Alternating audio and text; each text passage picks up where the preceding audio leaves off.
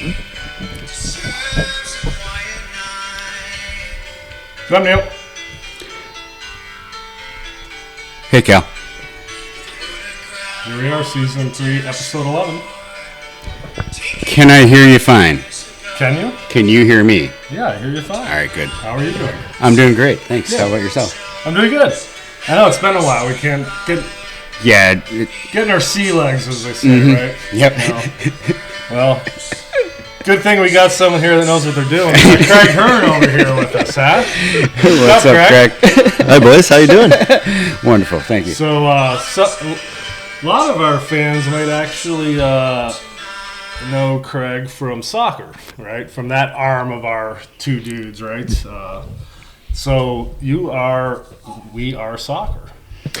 I am part of the We Are Soccer crew. Let's put that. Yes. But that's how a lot of you are the face of We Are Soccer. So Yes. all those other guys out there, they probably shit themselves. Who are your co-hosts?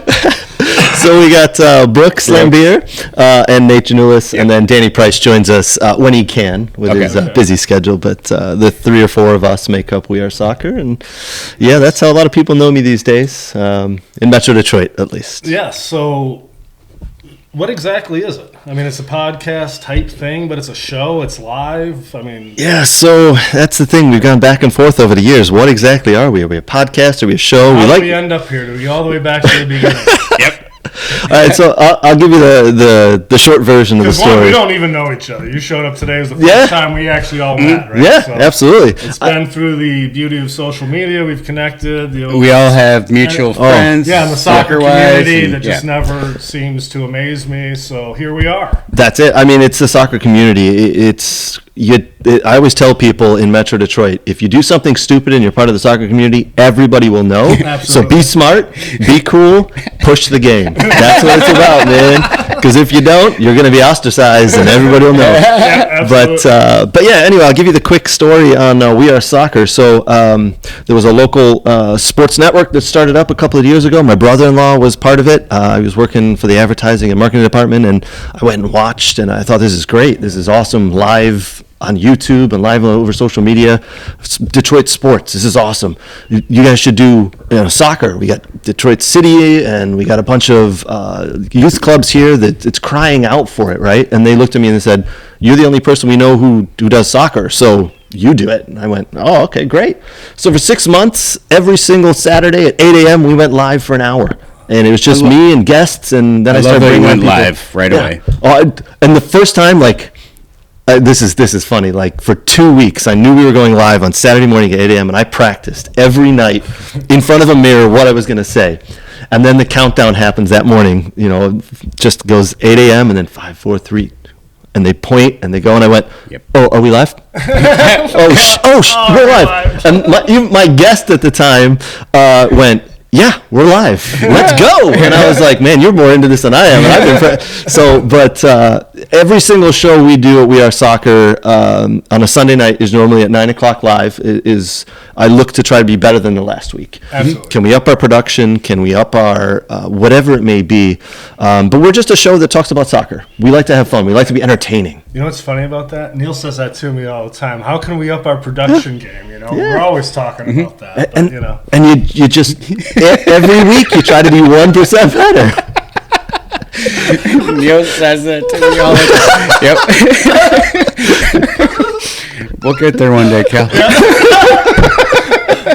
we're on our way, bro. Yep. We're on our way. No, but I do love that factor, that the passion and absolutely. getting to be better. And we just try to be better.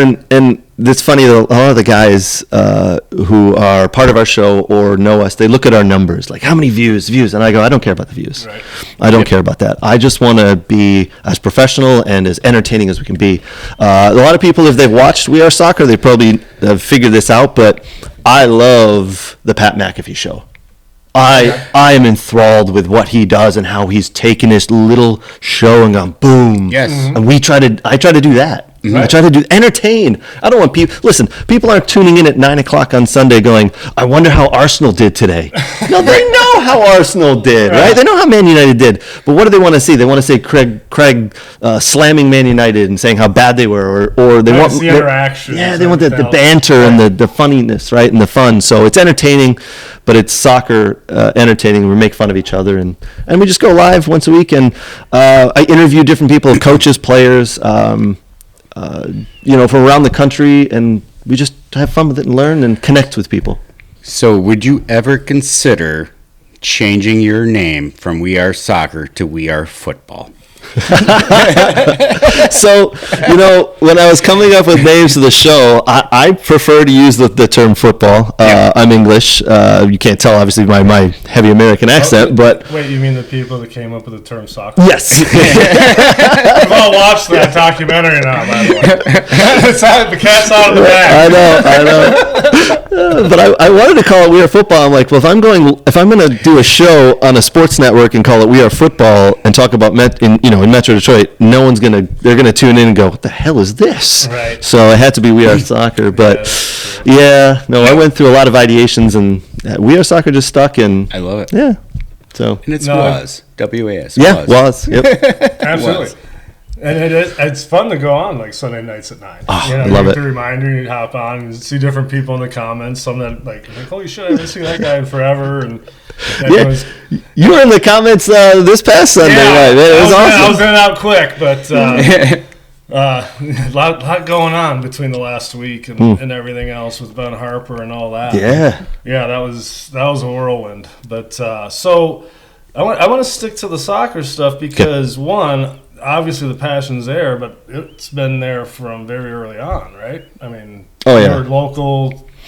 So, you were a little bit behind me, about 5 or 6 years. Yeah, I'm in 1980. Okay, I'm a 75. Okay, yep. Okay. And went to Churchill and all that. Yep. So same conference, but so you were in it right from the beginning. So what was that story? So club ball and my dad was actually a professional soccer player. So my dad was a professional in South Africa. So he played in front of 80,000 every week. And I remember going to watching his games and just So you got to see him. That's must have been amazing. Oh yeah, I'll tell you about my first memory in a couple minutes. Okay, but for sure. It involves music, which I think maybe that's where my love of music is born out of. But I remember my dad 3 or 4 nights a week going and training. He had a full-time day job. He's an engineer. He had a full-time job, but then he practiced in the evenings with the team and then played on the weekends in front of 80,000. And he'd come home and kick a ball around with me. And then we moved from South Africa to England. We were in England for about 2 years. I picked up even more some skills there playing with the English kids, and then came to America. And we were only supposed to be here in America on my dad's work visa for about a year.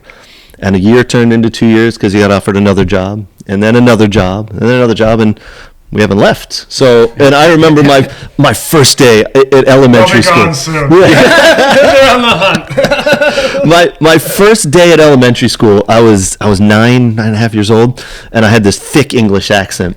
And I remember I joined halfway through the year. It was like in January something or other. And I said to the kids, I'm like, can we go play football when we go outside? Recess? Can we go play football? They're like, yeah. So we get out there, and they threw me a football, an American football. I went, the fuck is this? I go, no, football, round. And they're like, oh, soccer ball. I went, yeah, soccer ball. And they didn't play soccer at recess. But for the next 4 months of school, all we did every day at recess was play soccer. I started something, and I was like, yes, these are my people. Awesome. And I loved it. And then I joined a local team, and just ever since then, like every single day is soccer consumes me. What club teams did you play for? So growing up, so you said you're around 9 years old at that time? Yep. So I played locally in Birmingham for a year or two, the local rec team. Okay. And then we moved out to Farmington Hills, and then I joined the Wolves. So the funny thing is, I was just having this conversation with my kid. I've got 3 children, 12, soon to be 12, just turned 10, and then soon to be 7. And my 12-year-old was debating on what club to do and how things, and he didn't make the team he wanted to. And I said, there's nothing wrong with going and playing with a lesser team or a rec team. And he looked at me and he said, well, what? And I said, well, I played for the Wolves for a year. They switched coaches. I didn't like the coach. He was really mean, didn't bring the passion out of the sport within me. So I left and I went and played rec. I played rec soccer with kids who'd never kicked a soccer ball. Sure. I was scoring 8 goals a game, but I was having a ball, and I still have some of the friends from that team. And I remember creating a penalty kick or two, and some of the kids had never scored a goal, and I said, "You're taking the penalty kick, man. Let's do this. Let's get you a goal today."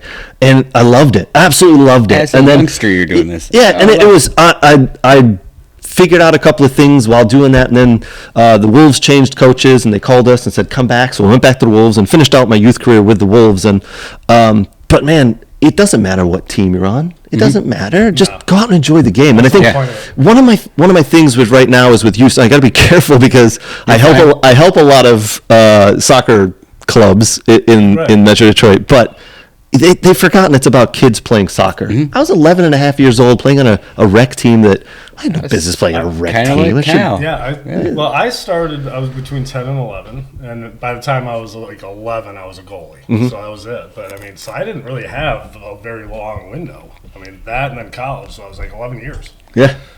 Jeff Cassar, I think he didn't start playing goalie till he was like 16 years old or some shit. You know, like a sophomore in like high school or something. One of the best. Yeah. You know, but I think you're missing some of that nowadays, which is the way it's structured. Yeah. But I mean, we don't need to get into that. But I was actually one of the original Wolves. Yeah. Because, Pulse Cluna was like 76. Well, at the same time, the 76 and the 75 started. And actually, it was Emilio Troiani was our coach. Okay.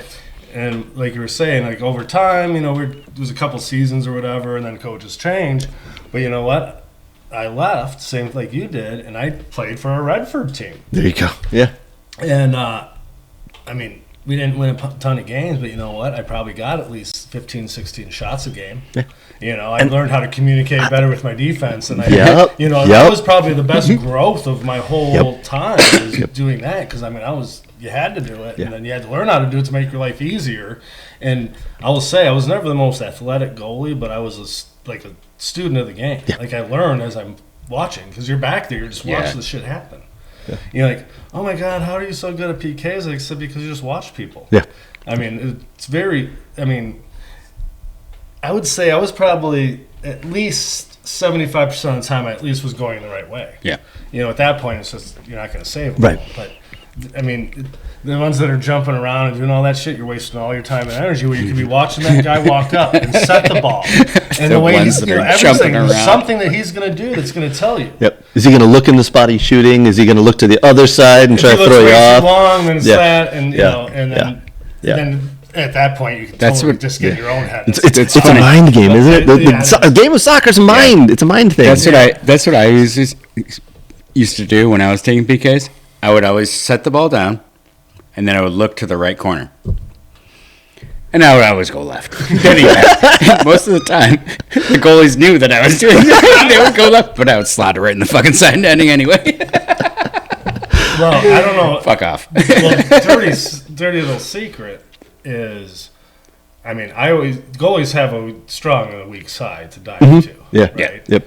And almost every single goalie's strong side is to their left because they're right-footed. Right, so they push off with the right? I was opposite. Oh, okay. So, and where do most right-footed people shoot? If they want to put power in it, they come far post, right? Yeah, yep. So I'm going power. My strong side is actually on most shooters' strong So that works out to your benefit for sure. Oh, yeah. Goalies. Like those are the kind of things I pay attention to.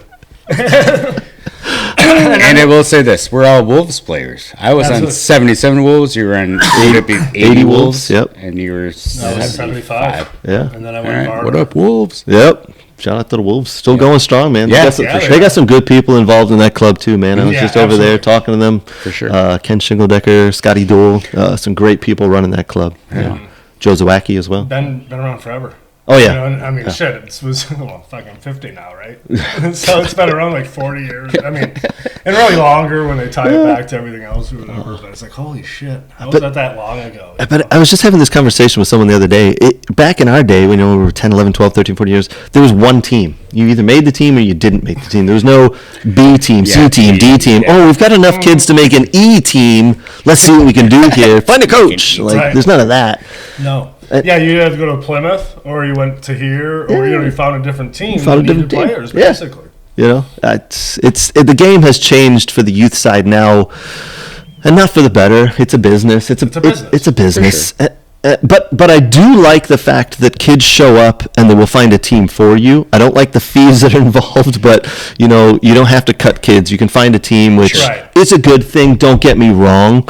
You know, I'll give you an example. My 6-year-old, we took him to a tryout last year for somewhere, and there's 50 kids showed up, and this is a little rec team. 50 kids showed up, and there was 2 coaches. And I'm like, oh, this is so he was cut. He was cut as a 6-year-old. He didn't realize he was cut. We just took him away, right? But you know, it's like you take him to a bigger club, and they'll find a way to get you involved. So I like that, but I don't like that it's a business. Right. You know, I coached for a very brief time. It was U9, and they were playing for an indoor national championship. And then I'm like, you know what? Like me, you want to win that, but really all you want is the kids to play. But I was like 19 years old, so like I'm like, we win, you know, and of course you don't make always the right decisions. And I'm like, you know what, this is not for me. And, and like that was a long time ago. Yeah. And now you watch, it's like insane. Oh, it's nutty. And I've got to be honest, I've done everything in the game of soccer at this point. I've obviously was a player, still am a player. I've coached, I've trained, I've reffed. I found out that I'm not a referee because I, in the middle of reffing, even rec games, I would pull kids aside, you know, I'm like, hey man, what are you doing shooting like that? What are you doing? Hey, next time you come up against that defender, take him to the right and shoot with your right foot back to the far post. And you can't be doing that as a referee. I'm just trying to help the kids, right? I just want to see the players be the best that they can be. And I was like, I can't do that. So, but anyway, I've done everything in the game. And the last thing was just to bring it back to, well, what else? I'm 40. I'm still playing. I'm 44, to be honest, but let's do a podcast. Let's do a show. So we got a show. We are soccer. And that's awesome. I've done everything. And now we're just pushing the sport forward and trying the best we can. And, I mean, you love the EPL. You're a big, is it Villa guy? I'm a big Villa guy. big Villa guy. Yeah. The jersey. I don't know if that gave it away. Up the Villa. Up the Villa, yeah. I really got to go with the Detroit soccer. I like it. Since you're in Michigan State. Yeah. So how were the Michigan State years? That had been a fun time. Oh, man. So, you went to Michigan State. First, North Farmington. Yeah, so I went to North Farmington for high school, 4 years there. I'll give you a quick synopsis of that. Real quick. Yeah. Did you break any records at North Farmington? Possibly. All right. Do you own all the records? All the ones I want to own, yes. All right, shut up. I loved playing there. I showed up. I made varsity as a freshman, you know, not to pat myself on the back, but we didn't have a lot of players who played with Wolves or Vardar, right? North Farmington and Farmington Hills we had a bunch of Jewish kids who were great teammates. Yeah. They're good dudes, and they're like, we don't play soccer very often. We play on a rec team here and there, but we want to win. We're sick of losing to Stevenson and Churchill and all these Plymouth schools, and they were like, great, you know how to play soccer. And the coach would give us, you know, some instructions, and then we go out on the field, and they all go, hey, F that, punt the ball long and see if Craig can run onto it. And I was like, I'm all for this. So I was just a goal scorer who took advantage of it, right? So I had a great 4 years at North Farmington. Some teammates that I connected with because I started We Are Soccer. They saw the show, they reconnected with me, and I hadn't seen in 20 years. And oh man, some good dudes from North Farmington I still connect now and am connected again with, and loved it. That's the best part about this too. Yeah. You know, yes. It's like it's it. The people you haven't seen in ages, and you're talking, so you pick right up. Yeah, you know, it's awesome. It is, and lucky for me, Michigan State came calling. I had offers from a couple of universities in the country, Do you mind saying those? I wouldn't mind hearing. So one of the first ones was St. John's in New York. Okay. Yep. I'm not sure how they got my name or watched video of me, but all of a sudden I got a call, and I was like, what? Yeah, she got in New York City? Like what? And then South Carolina.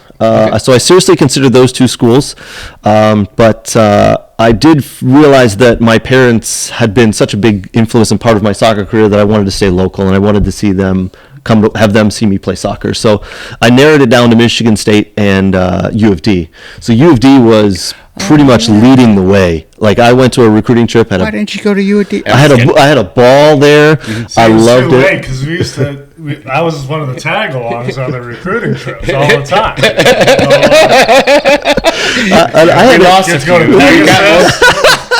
We lost a few. We got most of them. We did lose a few. not Craig, but there was a few that we lost. I had a great recruiting trip. I met all the boys, stayed overnight. We went and drank and had a good time.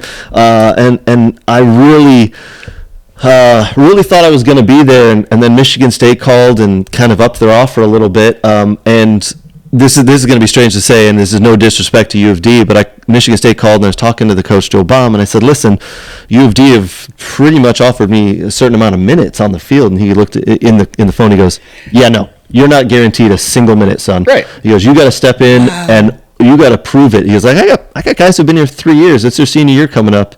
They're ready to kick you and get on the field, so you need to step on the field. I went, that's the answer I wanted. Right. That's a great answer. He put me in my place. Yeah, I felt like an idiot. I was an 18-year-old idiot who asked how many minutes are you going to give me. After the phone call, I went, I'm going to go to Michigan State. I'm going to sign that letter. I'm going there. That's awesome. So Michigan State for 4 years, and some of the guys I met there as well. You guys know. You play college. You go to college. It's lifelong friends. It's Big Ten soccer too, right? Yeah. Oh. I mean, yeah. It was tough. It was tough to argue, better conferences with soccer. I mean, really. Yeah, it was better, but. So did you any conference titles or anything when you were there? Because I didn't follow anything. No. Indiana were the top dogs. Still that, yeah. Who were your? Let's say, are there local teammates that that we would know or anybody would know? It's Steve Arce. He's at Varda at the moment. Okay, he was a good teammate of mine. I saw that the other day. Okay, yeah, he's good. An actual partner now. Yeah, he can partner. Okay. So congrats to Steve on that. He's a good dude. And he coaches and he loves the game, man. He is such a good player. Never the quickest guy, never the toughest guy, but such a smart player. Oh my God. Nick DeGraw was one of my teammates. God, so many more. Pat Mahoney. Just reconnected with him recently. God, I'm forgetting so many, but dudes who I run into all the time. On the spot, I just wondered. But it's like a lot of those guys I just remember because I was the older Vardar guy, and then you'd see all the younger Vardar guys playing at tournaments and shit, and then you just end up knowing each other over time. But Steve Williford, I won't forget him. I haven't actually talked to Steve in a couple of years, but we swap messages on Facebook occasionally, and man, what a player he was back in the day. I played with Williford on Vardar 78. Well, he was a fucking badass. He was a nutcase. Him and Scott Babinski, man. Those two dudes. Oh, my God. Right on, dude. I used to love watching Williford play. Actually, God, he was awesome. Yes, he was a baller. Yes, he was good. He got better. I think he got better in college. We battled, he was another in one high school and everything. He got better at state. As he got taller and everything else, and just figured out his body, figured out what worked, and every year lefty. I always say gotta have a fucking lefty on your team. Yeah, absolutely. I got some stories on those boys. I won't share, but our lefty was a Farmington boy, Mike Geese. Yeah, he was Mike Farmington High, not North Farmington. So before we get on to the music portion here, I wrote down something about the United States men's national team. It'll be. Go ahead. It'll be brief. No, but if you remember, Neil, we had a podcast that me and you did about a year. It was Gold Cup time, I believe. It was the Berhalter fiasco or whatever. I mean, it was the Columbia game. Okay, whatever, tournament or whatever. That was the Columbia game. Yep. And then I'm watching Canada just basically start being not only competitive but now beating us. Yep. Yep. We are no longer anywhere near the top in CONCACAF. No. I don't care what anyone says. No, definitely not. You're right. I don't care how many gold cups we win. They don't mean anything. Right. But I'm also the biggest fucking fan ever. And that's the part it's like a Lions fan. The men's national team is in that funk of a Lions fan right now. Yeah. They build you up and you think, they're going to be good. Well, I'm going to tell you why, because I remember the 91, 93 Lions, they were right there. Yep. Barry. Right. And then fucking nothing, right? Yeah. I remember, in the first 94, they advanced. Oh, my God. Well, first just making it at 90. Oh, yeah. I remember that. Yep. And we need to actually say thank you, David Vanoli, for saving that fucking PK in that one game, because if he didn't make that save, they wouldn't have actually advanced. Mm-hmm. And then Miola got to fucking play in all the games. Yeah. But whatever. But from that, and then 2002 when they're in the goddamn quarterfinals and the goddamn handball. Yep. And I'm like, oh my God, we're there. And then you're like, every time, oh, we're so close. We made it, though, to the second round. Yeah. And the next time, we made it, and then all of a sudden you don't even fucking make it anymore. Yep. So we had that time. That was the Lions getting their ass kicked by the Redskins. Yep. And then all of a sudden they're just shit again. Yeah. What's the problem? You're the soccer guy. Explain it to us. I do want to go back. Actually, the Detroit Lions, Barry Sanders' first preseason game. That was my very first football game, American football game. No shit. Yeah, I was at that game. American Awesome. So, U.S. men's national team. Listen, everybody hated Berhalter. They hated Berhalter. They thought, this guy doesn't know what he's doing. I loved his passion for it. I didn't want to see him let go. I wanted him to come back after the whole Gio Reyna thing. I thought, this is going to be good. I think it's going to be great. So I'm like, this is a good thing. The whole Columbia thing happens. With whatever was it Columbia? Whoever it was, was it Weah who did the punch and got thrown out? Yeah. So that whole happens, and he gets fired. Right, Berhalter's out. I thought there's not a lot of coaches out there who can come in now and take this, and then you're hearing big names, right? They sent an offer to Zinedine Zidane, and Zinedine Zidane didn't even open the offer. He said, no, I'm out. Because what a lot of people don't realize is national team coaches are not the best of the best of the best, right? Right. National team players are the best of the best. They're the best players your country has to offer. National team coaches are less than average coaches. They're just Okay. average coaches. Like, all the really good coaches are in all the top clubs. Or all the top clubs, and they're working on the day-to-day stuff, right? So all of a sudden, these names are being talked about, and then Pochettino gets hired, and I went, holy crap, Pochettino's a huge name. This is going to be a good thing. And then you really start to think, you're like, wait a minute. He's been at really good clubs, PSG, Chelsea, Tottenham. He did some really good things with Southampton. But that was on a day-to-day basis where he's working with these players. And if it's not working, what does he do? Well, in the January transfer window and then the summer transfer window, he goes out and buys players. He goes out and buys expensive players to make it work. You can't do that with the national team. You're seeing these guys once every 3 months. Right. Yeah. You're working with them for a week, and you can't go buy new players. You're stuck with what you got. Here's your pool, and sometimes you don't get to have these guys, and then you're not having your best players play with the other ones to make them better and everything else. And I think USA has 7 really good players. Like, I like it. top 50, top 100 players in the world. Other than that, 4 off the bat, but after that. After that, as we just saw against Switzerland, 4-0 after 36 minutes against Switzerland. Switzerland. I saw '94 World Cup, U.S. Switzerland Silver Dome. Yeah, man, I was at that game too. Yeah. Awesome. So fun. Yeah. Shout out to Alexi Lawless, by the way. I was swapping texts with him. I'm going to name drop Alexi. Absolutely. He is.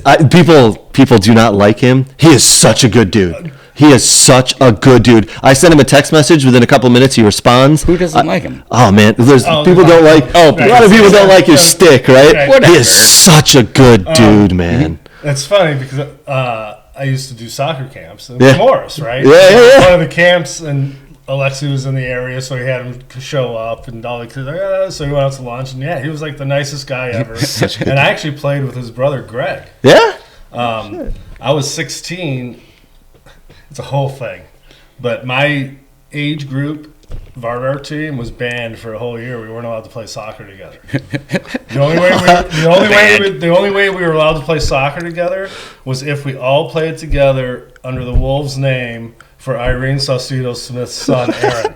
For some reason, I've heard a part of this story, but I don't know the full thing. All of these players gave all of them the big fuck you and stuck with the Vardar name and went and played like AAU. That's awesome. And just beat the shit out of teams left. But they were trained, like you said. There's still like normal stuff. You're just going and showing up and playing soccer. Well, the U19 Vardar team, Kassar was with the national team.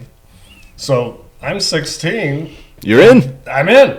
So it was like Mazanov and Mike Clark and Greg Lawless. I mean, all these guys, and I'm like, so we go through the whole season. You have to actually play the season and state cup and all that. We never gave up a goal the entire time until we got to regionals. We actually beat the Brighton team 17-0. Oh, dang. I grew up in Brighton. That's why. Well, it also wasn't was my at, fucking team. Also, it was at Scranton. I know everyone played on that fucking field at some point in time. Scranton. Yeah, Scranton. But and then we got to regional finals, right? And it was going to be us and Scott Gallagher in the final, like this huge matchup. Well, fucking Kentucky beat Scott Gallagher. Well, guess what? Kentucky beat fucking Varner too. With all those guys, we didn't fucking win regionals. Oh, no way. I was like, holy shit! Like that was like the first time where like you really were like knew you should have won. Yeah. You know, and it just doesn't always happen. Isn't that one of the great things about the sport of soccer? Because in basketball and even in football, when people play, the best team normally wins. The best team that executes normally wins. In soccer, we've seen it so many times. The best team doesn't win, right? I mean, how many times have we seen the team just outplay someone and they lose 1-0? All you have to do is play FIFA 98 and get the Bahrain train, and you know they're good for a win every once in a while. The Bahrain train. I mean, we saw Liverpool beat PSG at PSG. Liverpool had 1 shot on goal. Right. PSG had 25 shots on goal, and Liverpool won 1-0. This is the beautiful thing about the sport. It sucks when it goes against you, though. Yeah, PSG dominated. All right, so we can all agree that I'm a Liverpool, whatever. I would say that the men's national team has a lot of work to do because the World Cup is 1 year down the road. My disclaimer on this is for everybody who's a U.S. men's national team fan. Don't expect anything in the World Cup. At this point, just do not expect anything. Be happy if 2 wins happen. You know what? Just be excited that we're hosting and be able to be part of a great event. You know what? If we weren't hosting, I don't think we'd make it. I was going to say that. We wouldn't even get it. Yeah. So don't get your expectations up because it's not going to be a good thing. That's fine. And you know what? Yeah, take that because, not fuck them, but you know what? I'd rather have that approach. Fuck, don't expect much. Well, you can't. That? Don't expect much. You can't. Are you going? And we plan can't. to go to any games? I would love to go to the games. I think tickets are going to be super hard to get a hold of. I think tickets are going to be super expensive. Too expensive. I would love to go. We'll see. You were probably a little young to actually like 94, like with the tickets and all that. My dad got tickets to all the games at the Silverdome, so I went with him. Yeah. So I remember, but you could just get them. It was like no big deal. Yeah, it was no big deal. This time it's going to be fucking crazy. You're not even going to be able to get them. The Euros that happened was 2 years ago now, a year ago. There's one country that requested a ton of tickets. The number one country in the world that requested tickets from people to go to the Euros, America. USA's not even playing in the Euros. There are so many people in America who requested to buy tickets. So now all of a sudden the World Cup's coming here. It's going to be off the charts. People requesting tickets. I don't think I'll be able to get any, but I'm going to try. Real quick, I know we're going to talk about music, but oh, is that what the show's about? Yeah. But I did look this up, and I'm like, man, England has not hosted a World Cup, right? Since 66. 66 when they won when they won it, that was the only time. And I actually Googled that. I'm like, why the fuck haven't they? I don't know if it was, maybe I Googled it because you put it on We Are Soccer or whatever. I'm like, what's the reason behind that? I don't know. They've tried. They've put in. Yeah, they've been in. And then there's some sort of FIFA freaking. Oh, there's something. There's something going on. There's money. So there's a lot of money involved, right? FIFA is a corrupt organization. Oh, that was a great documentary. Oh yeah, absolutely huge. But here's the thing: they have the infrastructure. So they have the infrastructure. They have the ground transportation. They have everything ready for a World Cup. The World Cup could start tomorrow in England, and it would be a success. But England's not willing to write the check to FIFA. Right. So okay. Chicago here in America didn't want to host. They said F you to FIFA because FIFA said give us a blank check. Gotcha. And Chicago goes no, we're not doing it. So it's money. And that's what made me think about everybody from the U.S. was going over to the Euros, and I'm like, what about that's what made me think about it. That's why you end up with these same damn cities that no one wants to go to. Yeah. I was so bummed. I thought for the longest time that Nashville actually was one of them, and then I realized they weren't. Because that would have been the one. Small stadiums and all that good stuff. They need big stadiums, right? They need Well, they got 50,000. Well, Titans. Aren't they playing? Yeah, that's true. I don't. Well, here's the thing: you got to make changes to the field, right? So, if you guys remember when was it Man United, Real Madrid came to the Big House? Yep. They played on that super small field. So a lot of the fields they'd have to remove it because that wasn't really an officially sanctioned. It was just a friendly, an official FIFA sanctioned game in a big. In most football fields. They need more space. Need way more space. Way more. Yep. All right. So. And even at the Silverdome in '94, I want to say it was actually elevated when Yes. they did all the grass. Yep. It wasn't actually on the ground of where they played Yep. football. It was up higher. Yep. So And they had a little bit more space on the sides there, so they ever go Right. full width. But Uh-huh. nowadays, like, I'm pretty sure they would have to tell So you the went to Titan all the Stadium. games here in '94? Yeah, I think it was 3, right? Was it 3 or 4? It was 3 or 4. I think Yeah. I only got the 2 of them, but I did hit that U.S. Yeah. one. Yeah, In the U.S. in the World Cup, and then I saw U.S. women in the World Cup in '99 at Nice. Field. Wow. Yeah, that was pretty sweet. Yeah, I mean, that was an iconic year for the U.S. Oh, women, yeah. right? Yeah, It's yeah. incredible to be able to say Great you've seen player. that. They beat Nigeria like 7-1 or 7-0. And now, now that game's super competitive. You Yeah. know? Oh, my gosh. That was back when women's soccer. Women's soccer in the world has just gotten blown up. so much better. I mean, Absolutely. everybody's just gotten so much 100%. better. I don't want to go into women's soccer too much, but I watch it occasionally, not as much as I probably should. I've got a couple of players who I follow. Yeah, I would love to have a women's soccer team in Detroit. Yeah, that'd be great. To be honest, Yeah. I would go to every game. So Even an MLS team, I would go to every game too. DCFC's got the women's side that's Yep. is coming up, right? Yep. And I know there's actually other teams just popping up all over. Yeah, I mean, there's a lot of men's and women's teams that have popped up. We'll call them pro, semi-pro now. Yeah.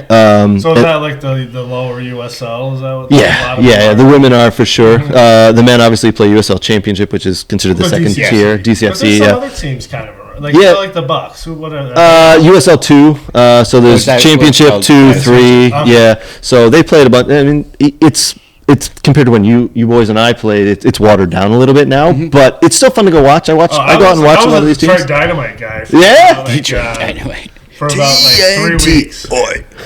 Well, so I mean, whatever. I'm gonna fucking say it.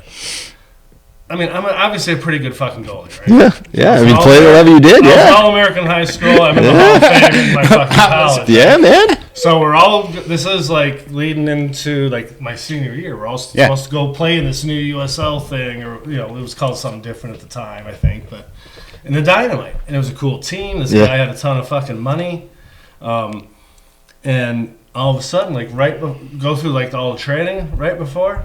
All of a sudden, this fucking 6'4" dude from fucking the Netherlands shows up to be goalie. like, Before was the guy. Right? So he's like, hey! Oh, shit. So fuck it. So we were playing whatever team Bros was on, which was the Ann Arbor team. Dennis Bros. Dennis Bros. Yeah. He played for the Ann Arbor team, right? Yeah. And we're playing, and we were the Dynamite. And before every game, this would be a good lead in the music. Neil, what did they play? I think I already sang TNT. Oi, oi, oi, TNT. It was like the most fucking embarrassing thing ever because they're pumping it. There's like fucking 10 people up there, and all this shit. I was one of the 10. So now, and I'm just sitting on the fucking bench. I'm like, what the fuck? Why am I even here, right? Mm-hmm. And during that game, I watched Dennis Bros score on a volley from 48 yards out. Damn! Over the head of a 6'4" fucking goalie that was professional in the Netherlands. Put me in, coach. He's not good. Yep. So I didn't say anything. I'm just sitting there. So it was like a week later, right? We were supposed to go have a friendly with someone. This was my opportunity to play. So first of all, Klaus was like, yeah, we're going to have you play this game, and blah, blah, blah. I'm like, oh, yeah, that's awesome, And then even like the other goalie's like, yeah, this would be a great opportunity. I'm like, yeah, I'm really excited for it. So the day of the game, right, everyone shows up to go to the game. I'm sitting at my fucking house. I didn't call anyone. I didn't say shit. I just didn't fucking show up. They called me. They go, hey, are you coming to the game? I go, oh, didn't I tell you? Fuck off. I quit.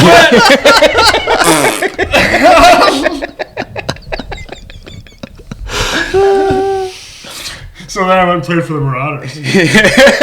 Had way more fucking fun, and actually we won that regional tournament and everything else, and had a fucking helped us prepare for our senior year where, we went to the NCAA tournament. Oh, man, that's awesome. So we were talking earlier, your first show, I was kind of jealous of. Yeah, 94, REM. Yeah, you said you were 14. We'll get into the music part right now. Yeah, let's do it. I can't wait.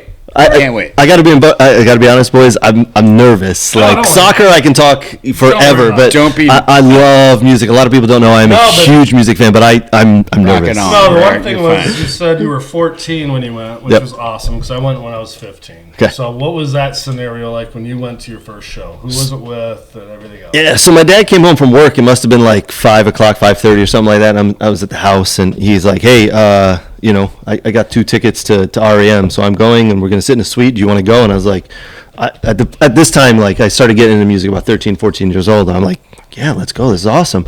I'd never heard of the opening band, Luscious Jackson. Still a fan to this day of them. Awesome chick band. They were great.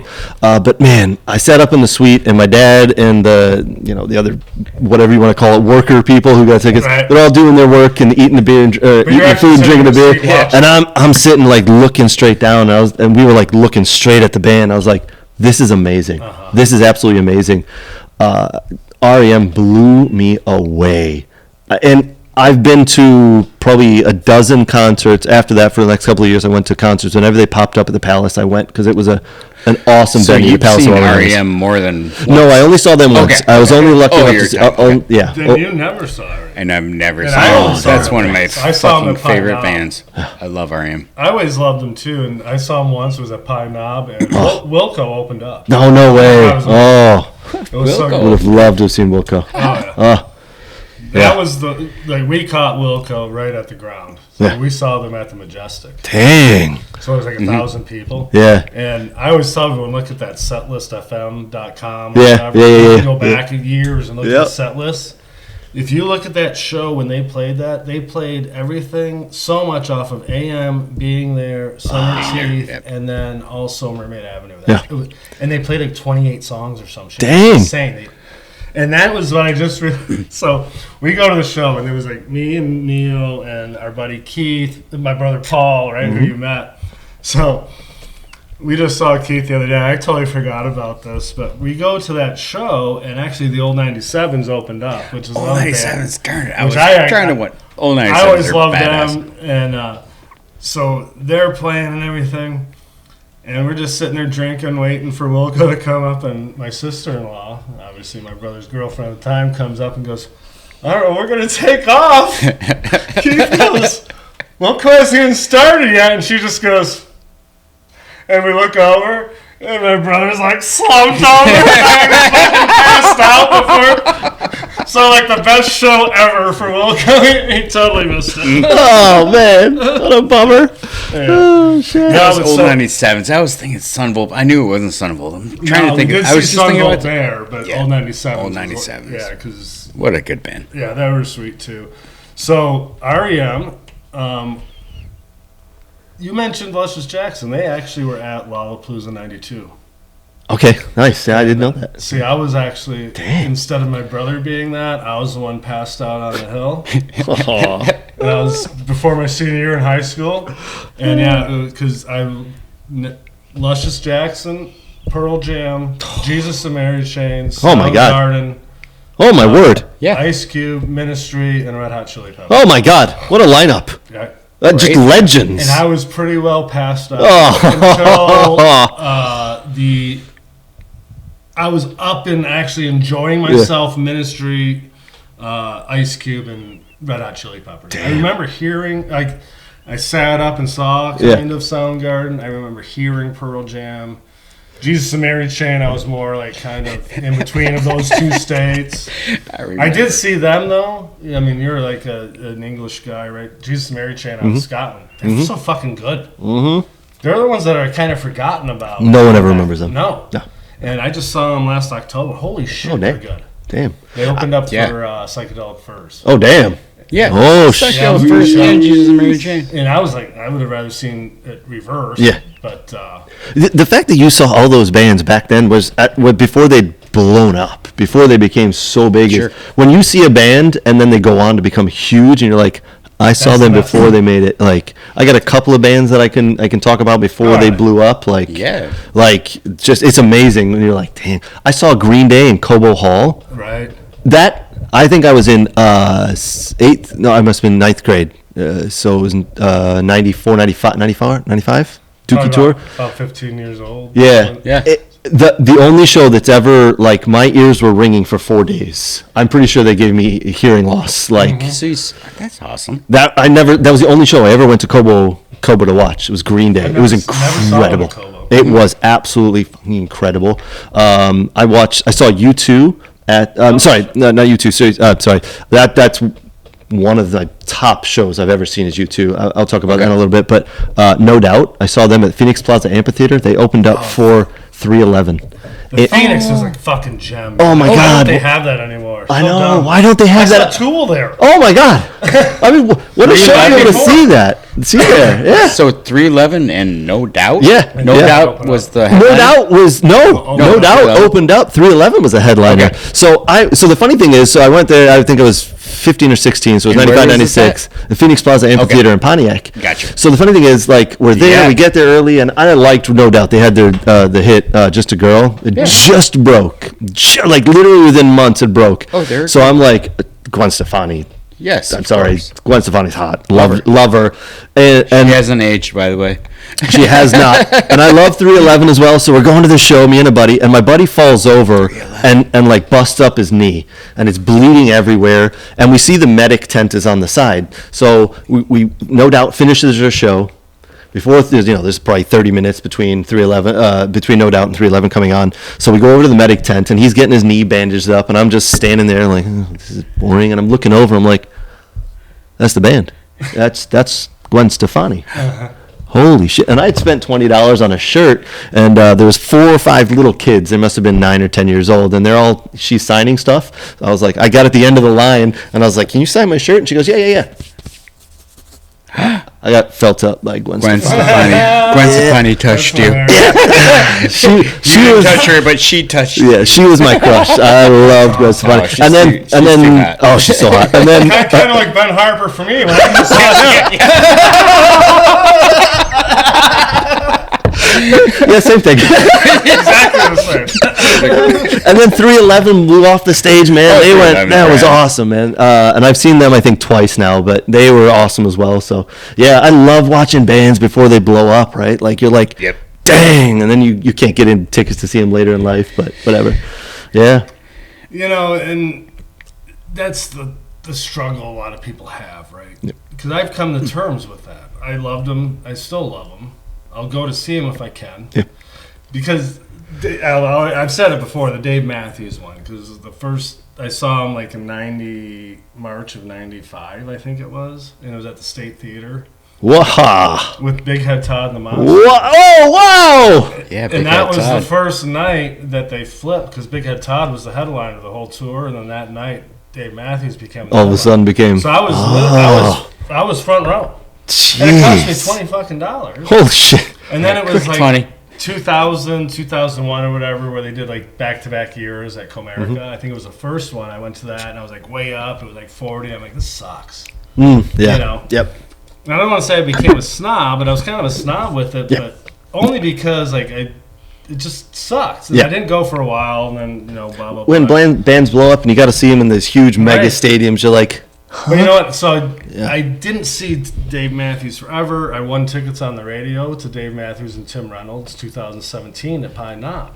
And I'm like, well, I'm not fucking missing that, because those were the best like CDs. Yeah. Those live ones, with those two. And you're like, oh my God, I'd love to see this. I'm like, holy shit, I just won tickets to this. So me and my brother went.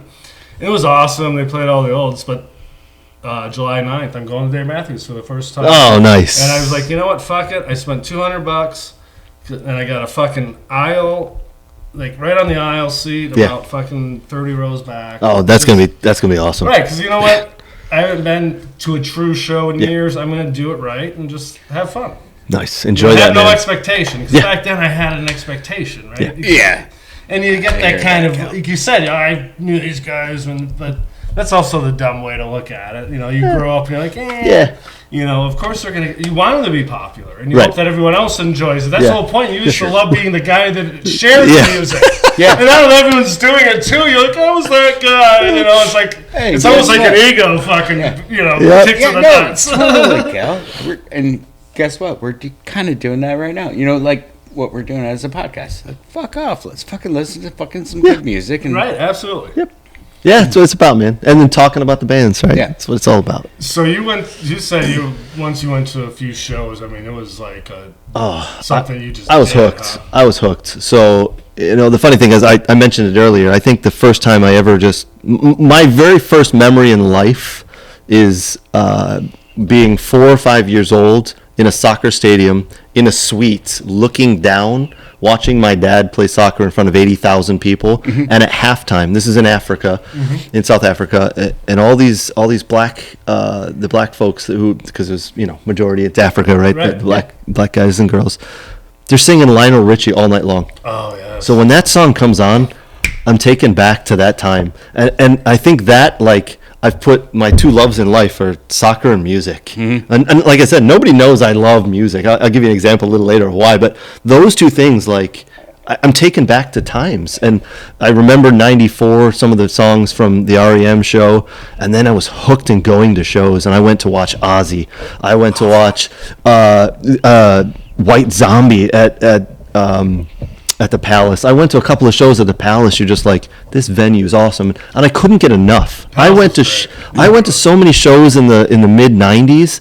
I don't remember half of them. But not only the big bands, I went to a lot of local bands, like in Redford and Livonia. Mustard Plug came through. I'm a huge Mustard. I got into punk rock. I went. Yeah.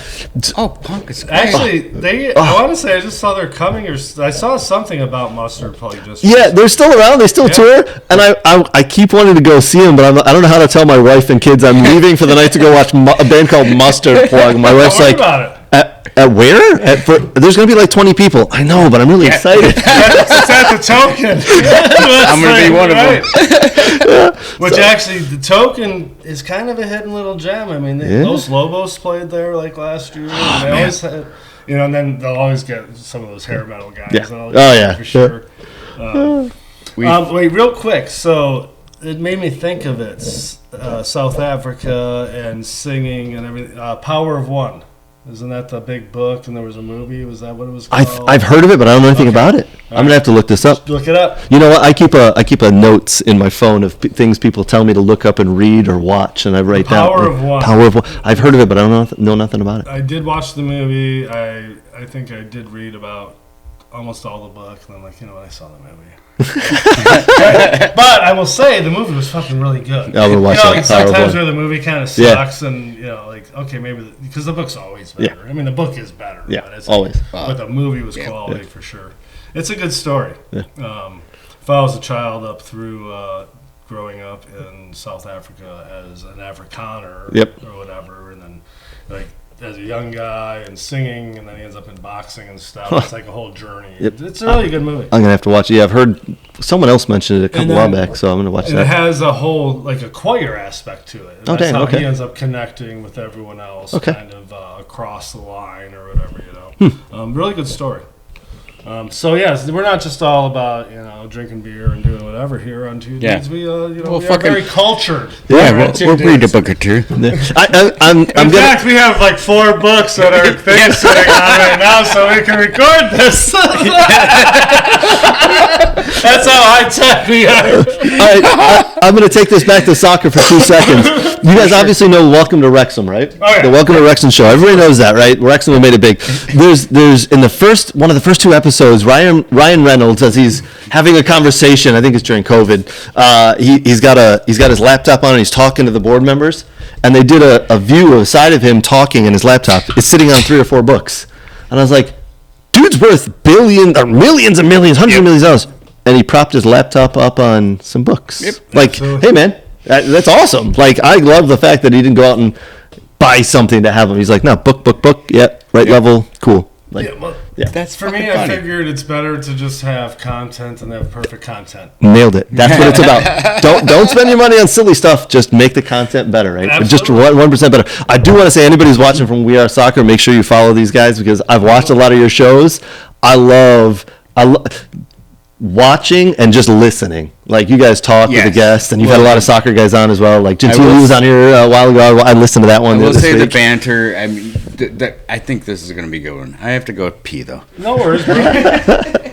So, real quick, when you were at MSU, was there any big shows there? Because when I was in my freshman year at UAD, I actually skipped my all-sports banquet. We didn't have a soccer-specific banquet at the end of the whole year when all the sports were done, like in April. They had the all-sports banquet. Yeah. And it would last, like, for fucking hours. Yeah, just boring. You're like, fucking awful, God. right? Yeah. So, Smashing Pumpkins were playing at the Breslin Center at MSU. That's a good reason to skip the banquet. Absolutely. Oh, So there was me and actually Adam Pickler. Oh, yeah. Oh, my God, Pickler. Me and him both skipped the all-sports banquet at UAD our freshman year and went to MSU to go to Smashing Pumpkins. And then my buddy D-Ho, Kevin Doherty, who I went to all the way from like 4th grade, we were buddies through high school, and then we used to go see each other in college. But he was always on the Wolves and everything growing up, so the three of us drove down there, and we actually met my brother, Bob Bullet Hayes. Now he's Bob Tank Hayes because he went from super fast to super slow. And then actually Dan O'Shea and Lars Richter's. Lars Richter's. Oh, my God. Before we went to the show. And then we kind of separated after, so it was just the three of us. But we ended up with tickets, like up in, right straight across from the stage, like way up, right?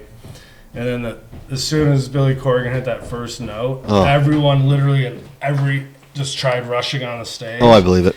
And I ran, and I just kept going and going. And I got literally up to the very front row. From like me to there to Billy Corgan. I was holding on to the rail. Oh my God. And I was like hunkered down, and I had Pickler and D-Ho were like right around me, and then the best part was all the fucking stage divers would fall over us. Oh, so we weren't even getting hit because the people behind us they would just were the push ones them that over. were taller, Yeah. right? And that was, when you talk about like seeing these shows and shit, like those shows that I saw like my freshman year of college, I saw the Pumpkins at the State Fairgrounds in December, and then I saw them at the Breslin Center that April. Like, that's why they're my favorite band. That's like awesome. That was where there was Siamese Dream was what they were. So it was Heavy Gish, Siamese Dream, and that was it. Did I see? Was it you posted something about Corgan? Did you go see him recently? No, Wednesday at St. Andrews. This Wednesday coming up at St. Andrews Hall. Oh, dang. And it's all it's all Melancholy, Machina, and then they're brand new on that Agora. I'm sure it's sold out. But I don't know that it is. I would 100% go, except for I've got a We Are Soccer event I got to be at that night. So busy. What are you doing the 21st? It's in Grand Rapids. Oh, he's in Grand Rapids? At the intersection. What day's the 21st? What is Saturday. Possibly. That's a possibility I'm going right that there. one too. Oh, I would. Yeah, I'm going to both. Oh. And actually. Of course you are. Well, that's awesome. I mean, that's great. It's my guy, right? Yeah. He's like the next one that I need to meet. I met Michael Glubicki from Weston Root. I met Ben Harper. I'm like, now.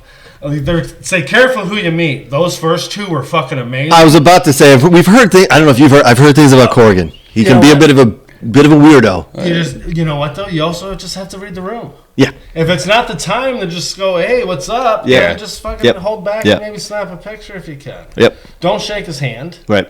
Go with the old, hey, it's nice to meet you, and just do a quick or however. That's true.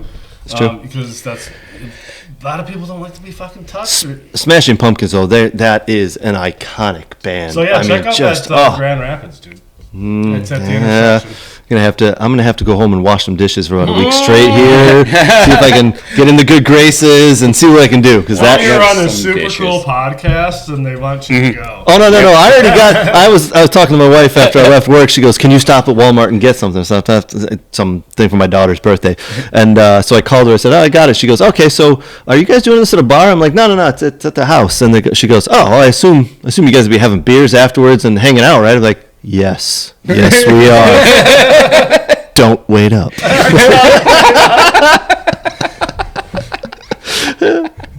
love it, Craig. Little does everyone know, I have fucking to be I have to golf. I have to be to my brother's at 7. Yeah, we both have. No, actually, we have to leave at 7, which is the same fucking thing. But no, I haven't golfed ever I mean, That's out all this year. unfortunately golf and concerts is something I've had to give up in the last couple of years because I have 3 kids and they all play It's youth tough, youth dude. soccer. Yeah. Like, I can't fit anything in. Like How we are old- so soccer. how old are they? Like, So soon to be 12, just turned 10, and Yeah. then soon to be 7. Okay. My 7-year-old, to show you how Aston Villa nuts I am, his name is Aston. Oh, nice. So That's a good name, huh? I That's a nice name. can't I can't believe my wife actually let me name a child Aston. I I wanted to. My daughter's name is Adeline. I wanted to name her Evelyn. My wife goes, "Where'd you come up with that name?" I go, "A villain, Evelyn." She goes, "Absolutely not." No. And she goes, "Adeline, yes." I go, "All right, fine. There you go." So It's a nice name. I tried. It's a very English name, it feels like. I think so. Yeah. Yeah, I think so. Uh-huh. Yeah. So anyway, my kids. Funny enough, I think I sent it to you. I have a shower playlist, and everybody, my really good friends, know about my shower playlist. crank this fucking shower playlist. Oh, I've got 200 songs on the shower playlist, and I know the words to every single song. Right? So are you? So wait, first, so you are the guy that we'll know the name of the song, the lyrics, or is it only these specific songs?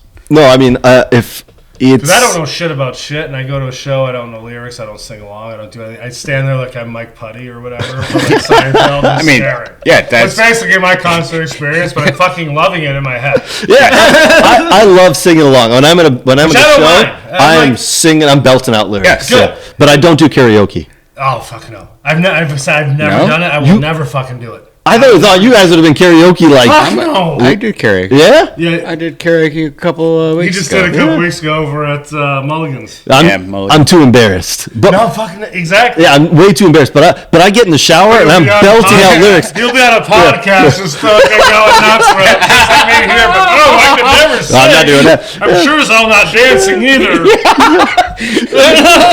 The other night I was at home and it was like 10 o'clock. It was like Saturday night or something like that. And I was like, all right, I'm gonna go take a shower. And my 10-year-old daughter goes, "You mean practice your song singing?" And my wife just busts out laughing. I'm like, "Yes." I'm like, "Don't you listen or I'll make you pay for a ticket." Like, that's I have 200 songs I put on, and I let at the bar when I get drunk, I let my friends scroll through it, and they call out like, "What the fuck is this?"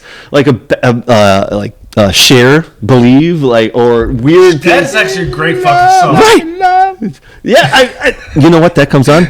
I'm singing, and my wife walks in and she's like, "Oh my god!" Yeah, I mean, I've got, you name it, I've got anything and everything on this damn list. Like, it is, it's every single night I put this damn list on I really and I didn't push think- shuffle. I didn't really think it was gonna be a share. Like, yeah, I got Billie Eilish. I Okay, Billy. got a Pearl Jam. The only Pearl Jam song I have on here is from their newest, one of the new albums, Dance of the Clairvoyants. Clairvoyant. I like that Yeah, song. I really love that song. So- I'm not a huge Pearl Jam fan, but that song good song. I speaks was to me. back in the day. Yeah. You know, I still like them. Yeah.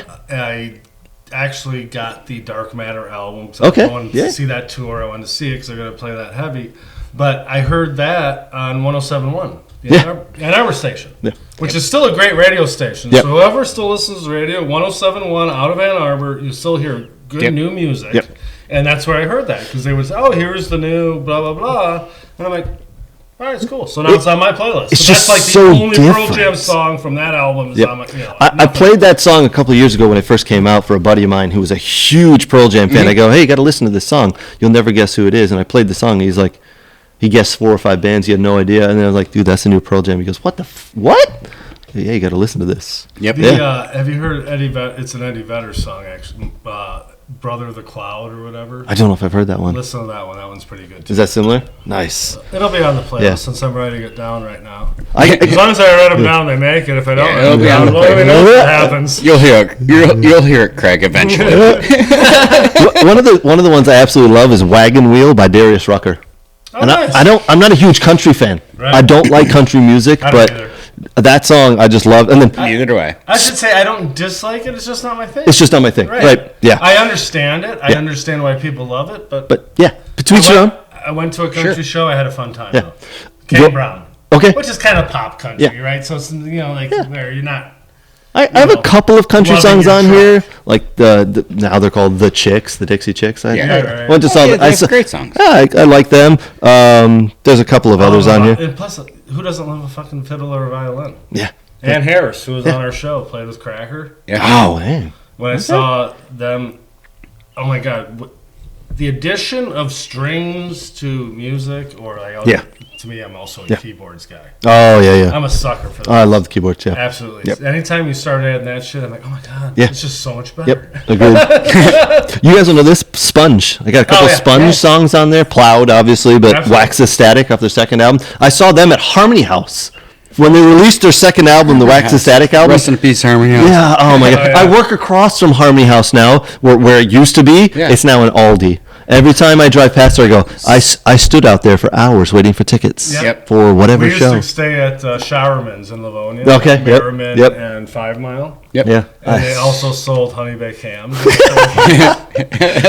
Yeah. we would literally be out. Everyone's in line for concert tickets. Going to get honey baked ham. Well, the old sandwiches? people would see the line. They'd come up to you and they'd go, "Is this the line for hams?" Yes, it is. Of course, they're right there. But no one remembers waiting out for tickets. Or, No one remembers that. no one, I mean, I've mentioned it before, but that's why. I mean, we do episodes every other week, but it's on Tuesdays at midnight because that's when music would. Yes. The new Yeah. album would come out, Yeah. and if it was that band that was huge, the record stores would open up at midnight, and the people would literally be waiting in line to get it. God, I Because they'd remember only those have, days. we only got 20 copies, so Yeah. everyone would be like, "Oh, fucking crazy sure. out front." Yeah, I mean, just those days have long gone. Obviously, I just tried recently to get tickets to any of the Oasis shows. Right. Failed miserably. I couldn't get any of them, and they're my one band that I will do whatever I can to see. I was a big Oasis. I like fan. Oasis. Yeah. I liked them back. Still then, do. Love them. You know. Yeah, exactly. I still love them. And Are I you will looking say- for tickets? I am. I might have a friend Oh, who yeah. has some. I'm afraid to buy them off the secondary market at this Yeah. point because No, I've heard there's a lot of stories. So I I'm have a like, friend oh, who- God. Yeah. Maybe is there a California show and a Mexico There's show? Mexico, California, Chicago, and Toronto. Okay. So, I'll let you yeah. know after this. Yeah, Wonderwall is that's my jam. That is That's a my nice song. I like that song. Oh, I love So that would song. you say that Oasis is in your Forever 5? It is absolutely. That is definitely the Definitely Maybe album. Yeah. What's the Story? Morning Glory album. Yeah. That's numbered like 2, 3. So I've something like never that. seen them. Yeah. I would like to see any one of those shows. After going to Toronto, that fucking place is amazing. Yeah. Toronto's awesome. I spent like 4 days there and just tooling around. Yeah, it's great, isn't it? Oh my Oh my god! God. I went to the Ripley's Aquarium, and the museum, Mm-hmm. which had a great Auschwitz thing. And you say great, whatever. There's Yeah, no word well, for. You know, A good museum Right. of the Hockey Hall of Fame. And then Yeah, I've been to the Hockey Hall of Fame. Yeah. And then Massey Hall and the Ben Harper show. I'm like, oh my god! I- And I stayed in 2 different places up downtown, so it was like, oh my, it was just awesome. Yeah. Walking everywhere. Toronto is awesome. It's got good places, good people. Yeah, I love it. That's the one I've been That trying to would get be to. great. But That would be yeah. the one I would want to Yeah. go to for sure. Yeah, they're The one Oasis thing is I my always band. loved about them was was it Unplugged or whatever, when Liam's a singer, right? Mm-hmm. When he wasn't feeling well, so he sat upstairs. Oh yeah, and his And brother Noel, Noel sang. He And sang and he's played pissed. everything. Yeah. He was pissed, but he still did a fucking He great did a phenomenal job. Yeah. And then this guy's up here fucking like dogging him and Yeah, shit. yeah, I know. I actually went and saw Noel Gallagher. So Noel Gallagher's And the offshoot Flying- band, the High Flying yeah. Birds. So I went and saw him. God, it must have been 5-6 years ago now, whatever it was. And he They're refused. high knob. This one was at yeah. what's in Royal Oak, the Royal Oak Oh, Music Theater. oh, Okay. right. It was That must- super small. Oh, that must have been awesome. It was great. I love He it. refuses to play Wonderwall. He was like, I refuse to play Wonderwall, but I'll play Champagne or was it Champagne Supernova? I think he played. And I was like, I just was blown away. Yeah. He was great. He was really good, but I was like, man, these guys are never going to get back together. I'm never going to hear Wonderwall live. Right. And now they're back together, and I was like, I tried for gotta tickets go, and I couldn't dude. get anything. I'm gonna have to try, You gotta go. but it's like several $100s for a ticket. And All right, like I said, I'm gonna tell you right now. Sometimes you gotta say fuck it. yeah. Well, I've done that a lot recently, by the way. I flew over to England for 4 days to watch Aston Villa versus PSG. I left my wife at home with 3 children. That's right. You only get so many buckets a year. How about this? Let's see if we can work some sort of collaboration out between Two Dudes and Killer Tunes and We Are Soccer. I'm in. Where we go to the Oasis show. Maybe the Toronto FC are playing. I like where this is going. Or maybe one of the lower level teams. Like if there's a team in, Guelph or fucking Burlington or Hamilton or something. Yeah. We could always hit a game. We could hit the show. We do a tailgate episode. You know what I think we could be on to something. You know what? You take the train up there. You take the train because you can drink the beer they have on board is Schlieman's. And you're like, so I did my bachelor party in Toronto. Awesome. Okay. So awesome. So I get woken up at 7 o'clock in the morning by a bunch of my buddies in my bedroom. And my wife knew this was happening. And all of a sudden the door busts open in my bedroom. And I was like, what the fuck are you guys doing here on a Friday morning? They're like, get up. It's time to go. And I was like, what the fuck? Anyway, I get up. They give me a T-shirt, a button-up shirt, and it's got soccer players all over it. And they're all wearing the same shirt. So the 7 of us, we're going to Toronto. We get on the train. Oh, so you woke up in your house? In my house. My friends busted in. Grabbed you and they're basically Nabbed me, took me. That's This awesome. is amazing. And they took me to Toronto for the weekend. We watched the Tigers play the Blue Jays, and then we watched Toronto FC play, I think it was Colorado Rapids. And we get on the train, and I'm like, well, they're like, yeah, they serve beer here. So the hostess, the waitress, whatever, she just comes through. She goes, you guys want? We're like, beer's all around. She's like, well, we've only got Schlieman's. We're like, I'm sorry, what? Yeah. Schlieman's? Yeah, what never heard the of fuck is that? Sounds like a master brew to me. Yeah, tell us. Someone goes, we'll take a round of Siemens. I mean, Schlieman's. And then we cracked it open like, oh, God. Oh, it's beer. And we just had several of those. We got hammered. So take the train, but beware, they only serve Schlieman's. We might have to work something out there for that. 'Cause I would actually love to see Oasis. That would be fun. So who are some of your others that you would consider in your Forever 5? Okay, so my number 1 all-time favorite band, and a lot of people won't like this. So when Doesn't matter. When Blink, It's what you like. it's what I like exactly. When Blink 182 broke up, I was never a huge Blink fan.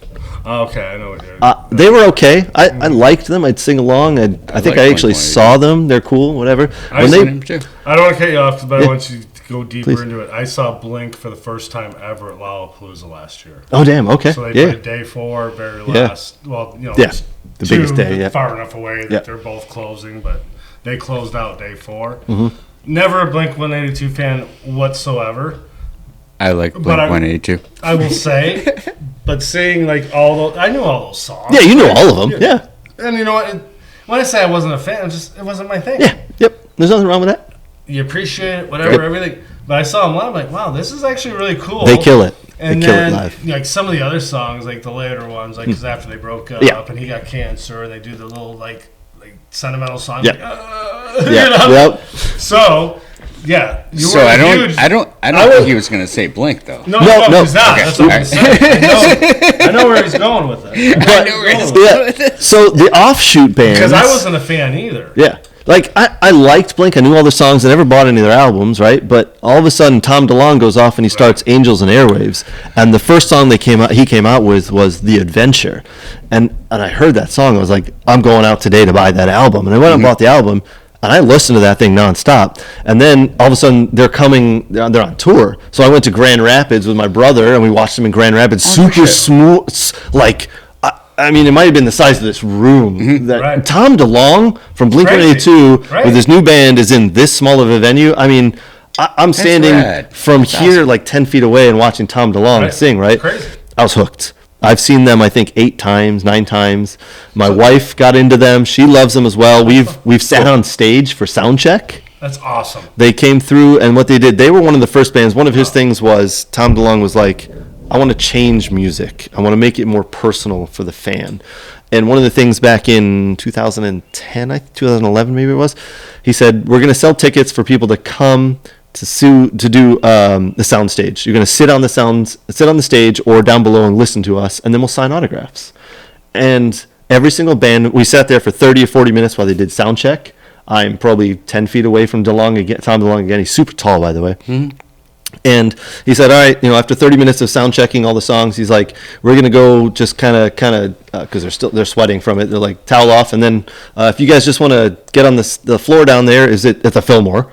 This one was. Stand on the floor, stand in the line. We'll come through and sign autographs. Like, they came through and they signed autographs. I met Adam Willard, the drummer, and Tom was the last one to come through, and they asked, like, do you have anything, what do you want us to sign? The poster? Great. Do you want us to sign the album? What else? You got anything else you want us to sign? I had pictures with every single one of them. Tom DeLonge, super nice dude, man.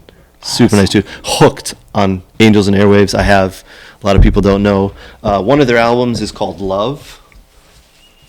Nice. Yeah. Oh, you got a little. Yeah, so I got the Love tattoo. Like, that is my band. That is number one. I'm Stuck on an Island. Their very first album is We Don't Need to Whisper. How many albums do they have? Because I know nothing about. I want to say it's 5, okay. 4 or 5. They came out with several. Pretty substantial, offshoot band. They started here, and they kind of it's almost like a niche band. Okay. But every single song they've ever made, I love it. Does he have another band? He was in Boxcar Racer for a while. That's the one I'm thinking of. Him and while they were in Blink-182, Tom and Travis went off and did Boxcar Racer, and I liked them. Don't get me wrong, very hard rock, punk, fast, very cool. Because I actually posted a video from Lollapalooza. I was like, oh, they're covering Boxcar Racer, and someone made fun of me because it's him. I'm like. And I still didn't it's Tom DeLonge. Like, oh man, it's Tom DeLonge's other band. Yeah. I'm like, oh, now I get it. Okay. Shoot. Fuck off. It's not really because, when you go to that stupid set, they'll say who the band is. That they're covering. Boxcar Racer, even though it's their fucking band. And then I realized, they'll say Lou Reed covering Velvet Underground. I'm like, okay, it's the same fucking person. Yeah. So and then I fucked up a name the other day. I called it's good. Head in the Heart, and it was like, the guy's like, do you mean the opener? I'm like, oh shit, yeah. Fuck yeah, it's a one-man band here right Here's now. What you do. I was drinking. That's the excuse right there. I was drinking. So 5 beers in. Way too many. So Tom broke away from Blink-182 and did that. The other two, which is Travis and Mark, they did Plus 44. Plus 44 was the name of the, Mark Hoppus and Travis Barker did Plus 44. Yeah. I went and watched them at St. Andrews. The only show I've ever seen that has played they only had one album from song 1 down to song 11. 1, 2, 3, 4, 5, 6, 7, 8, 9, 10, 11. And I was like, I know what's coming next. I know. I loved it. I'm a big fan of when I show up at a show, I know what's coming next, and I can sing it. Oh my God, you will love the fucking Billy Corgan show, dude. His album? No, he released the set list. It's 26 fucking songs. I love when bands do that. So and like I said, it's all but he's released it. It's the same every fucking show. It's these 26. Boom, boom. I know what's coming next. I know. I've already downloaded the set list and I'm listening to it ahead of time. You said you're 40, right? 44. Yeah. 44. Yep. So give us some time because right now what I'm going through is all these 30-year anniversary shows. So Helmet. Oh yeah. They played Betty. They played the bet. Oh my God! From beginning to end, and then they played everything else too, But the funniest thing was, I show up to that show and it's at the Magic Bag, so it's super small, and I never seen Helmet, but I always loved them. Yeah. And I show up and it's already 9 something, and War on Women's up there, which they were super cool. I'm like, all right, now I'm waiting for Helmet. No, there's another fucking opening band, Slomosa from Norway or some shit. Fucking Helmet went on. It was after 10 o'clock at night. Jeez. They finished. It was almost midnight. I mean, Jesus Christ, it's Sunday. I'm 50 and it's midnight. Fucking Helmet. God, it was so cool seeing those guys live, man. I always say if you haven't seen them and it was something you liked or you want to, go see it. There's so many bands from the 90s that you gotta go, dude. You haven't seen them. Someone's gonna die or they're never doing it again. There was a band that came through the other it was several months ago, and they're on my list that I want to go see, and I was like, I'm gonna go see them. And then a fucking kid had a soccer tournament in Indianapolis, so I couldn't. It was Everclear. Oh, yeah. Art Alexakis and Everclear. I love that band. So is that part of your... No, they're not on my... So Forever 5 we have... The Angels and Airwaves number 1 for sure. Okay. That is number 1. That's my band. And then Oasis, What's the Story, Morning Glory. Oasis. Green Day, but not the Dookie album, the Nimrod album. That's the one that's got Nice Guys Finished Last, and then. So is that in between then Dookie and American Idiot? Yes. Okay. Yep. So one. It's like their second or third one between there. Yeah. Okay. And I remember listening, downloading that. Did you go to the Green Day show? I've been here? Green Day. Comerica. Yes. When the Pumpkins opened up. Yeah. Oh wait. Oh no! I missed that one. That was this. I missed that one. Okay. No, I missed that one. That's the only time I've ever seen them. But you saw them at Cobo. I've seen them 8 times. Oh no shit. Yeah, every time they came through Detroit in the late '90s or early 2000s, I saw them. Yeah. Right. Wow. Yeah. So what were some of the places you said you saw them? Where? Cobo. Where else? Yeah, Cobo, and then usually they came through Ford Field most of the time. No, sorry, not Ford Field. Comerica. Comerica is when they just do that. So Did you go to the Weezer and Fall Out Boy one? Yes. At Comerica. Yep, I went to that. They did that one. And I'm like, man. Yep. Because I've never seen Green Day, and I'm like, I'm not a Weezer fan, but I'm like, I need to see Weezer live. I've seen Weezer a couple of times. They're really good. They're really good. To me, that's a band I want to see live. I think I need to see him. I'm like, that was a cool You know more songs than you think. Yeah, absolutely. We were just talking about this. I want to see Weezer, but I wanted to see Weezer back in 1995. Right. Like Weezer 95 would have been better, of course. I like Weezer. I'll take what I can get now. Yeah. I wanted to see him, but I know. They still rock, man. They still rock. I'm sure they do, but I want to get the feels that I had when I was freaking 18 years old. Yeah, Oh, my God. Buddy Holly, when that comes on, man, we're all jamming along to that. Oh, my God. I appreciate them because they're one of those bands, and I don't think this is going to resonate with a lot of people, but I like it when the music that they sing live sounds like the album, because I've been listening to the album for years, and I want it to sound like that. Correct. In the same tune. You're right. About the album. It sounds just like the album. Yes, I get it, but that gets you everything, like what I just said, the feels, Like I saw David Gray. Oh, David Gray. Yeah. His concert sounded exactly like his album, and I fucking loved it. What a show. Yes, and I'm like, and I told somebody that, oh, that's kind of stupid. Why would it sound the same? Like, I don't know. I fucking thought it was great. It depends on the artist. And the thing is, some will sound like different, but it's the same. Yeah. And I always say, and then you have the guys that make their own songs their own. Yeah. Which is Perry Farrell. That's fair. Yeah. Not one Jane's Addiction or Porno. They never sound the fucking same, no matter when he fucking sings it. He's one of them.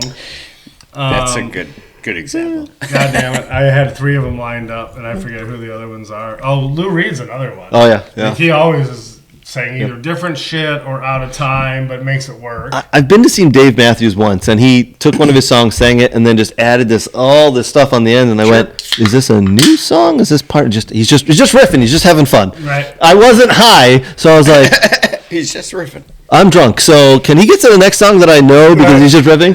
See, that's why a lot of people don't like Ben Harper. Right. He'll play a song, and next thing you know, he'll flip his microphone and he's doing his slide, and that means okay, we got 5 to 10 minutes of just him just doing whatever. Yeah. Which I love, but everyone's like, all right, what's the next one? Let's go. Yeah. But it's also then he pulls out the acoustic. That's what I like. It's so different. Yeah. From beginning to end. Just reminded me. Sorry. No worries. Gonna throw this in there. Not at all. One of the first times I ever smoked weed. Corn. State Theater. Nice.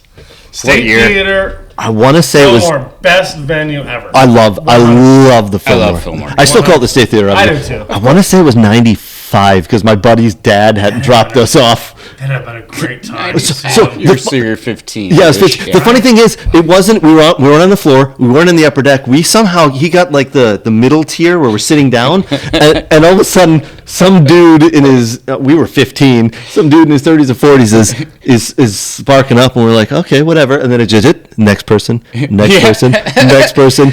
My buddy, I was like, what are you doing? And he gives it to me. I'm like, oh, okay. All right. Fuck it. And then I was like, okay, I'll go to the next person. I didn't know the next person. I'm like, here you go. And it just went down, and then it came back. And the dude at the end was like, yeah, man. I was like, this is awesome. I think anybody who's listening has had that experience.